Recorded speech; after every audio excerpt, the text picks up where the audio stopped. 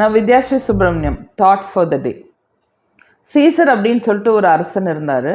அந்த சீசர் வந்து ரொம்ப ஃபேமஸாக இருந்தார். அவருக்கு வந்து ஒரு ரொம்ப க்ளோஸ் ஒரே ஒரு ஃப்ரெண்டு தான் இருந்தார். அந்த ஒரே ஒரு ஃப்ரெண்டு வந்து டாக்டரும் கூட. ஸோ இவருக்கு உடம்பு சரியில்லை, இவருக்கு ஏதாவது பிரச்சனை அப்படின்னா அவர் வந்து மருந்து கொடுப்பார். இது வந்து இப்படி தான் நடந்திருக்கு. அவர் சீசனுக்கு வந்து வேறு எந்த ஃப்ரெண்டுமே கிடையாது. திடீர்னு ஒரு நாள் சீசனுக்கு ஒரு நோட் வருது. அந்த நோட்டில் என்ன எழுதியிருக்குன்னா, உங்களோட க்ளோஸ் ஃப்ரெண்டை டச் பண்ணாதீங்க, அவர் வந்து உங்களுக்கு பாய்சன் கொடுத்துருவாரு அப்படின்னு சொல்லிட்டு ஒரு நோட் வருது. ஸோ அந்த நோட்டை படிச்சுட்டு சீசர் அப்படியே வச்சிடறாரு. அடுத்த நாள் வந்து அந்த டாக்டர் ஃப்ரெண்டு வராப்புல. ஸோ டாக்டர் ஃப்ரெண்டு வந்து ஆஸ் யூஷுவல் அவருக்கு வந்து கொடுக்குற மருந்து வந்து கலக்கி கொடுக்குறாப்புல. கலக்கி கொடுக்கும்போது இவர் வந்து அந்த மருந்தை வாங்கி குடிக்கிறதுக்கு முன்னாடி இந்த நோட்டை வந்து அவர் கையில் கொடுக்குறாரு. ஸோ அந்த டாக்டர் வந்து அந்த நோட்டை படிச்சுட்டே இருக்கார்.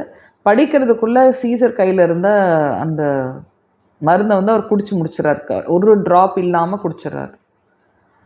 இந்த டாக்டருக்கு ரொம்ப ஷாக் ஆகிடுச்சு. என்ன சீசர் நீங்கள் பண்ணுறீங்க? உங்கள் கையில் இப்படி ஒரு நோட் இருக்குது, நீங்கள் எப்படி நான் கொடுத்ததை நம்பி கொடுக்குறீங்க? நீங்கள் ஏன் குடிச்சிங்க அப்படின்னு கேட்கும்போது சீசர் சொல்கிறாராம், நான் வந்து உன்னையை ட்ரஸ்ட் பண்ணுறதோட இந்த இதில் இருக்கிற விஷயம் உண்மைன்னு சொல்லிட்டு நான் நினச்சி சாக விரும்பலை. அப்படி நீ கொடுக்குற மருந்து நான் செத்தா நான் சத்துட்டு போகிறேன். எனக்கு வந்து உன்னோட ஃப்ரெண்ட்ஷிப் தான் ரொம்ப முக்கியம், இந்த நோட் முக்கியம் இல்லைன்னு சொல்கிறார். ஃப்ரெண்ட்ஸ், நம்ம ஃப்ரெண்ட்ஸை நம்ம எவ்வளோ தூரம் ட்ரஸ்ட் பண்ணுறோம், ஆனால் ட்ரஸ்ட்வர்தி ஃப்ரெண்ட்ஸான்னு மட்டும் செக் பண்ணிக்கோங்க.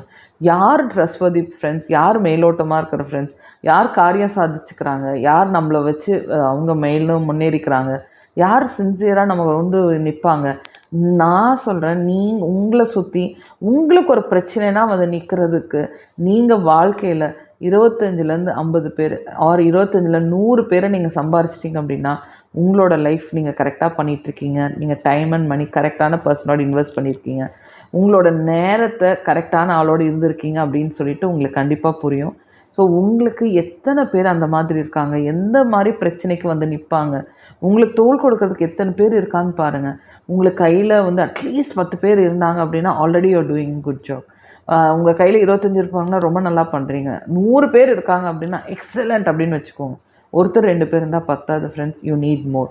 ஸோ உங்களோட ட்ரஸ்ட்வர்தி பீப்புள் யார் அப்படின்னு சொல்லிட்டு அவங்களோட அதிகமான டைம் ஸ்பெண்ட் பண்ணுங்கள், அவங்களோட அதிகமான பணமும் ஸ்பெண்ட் பண்ணுங்கள். ஓகேயா?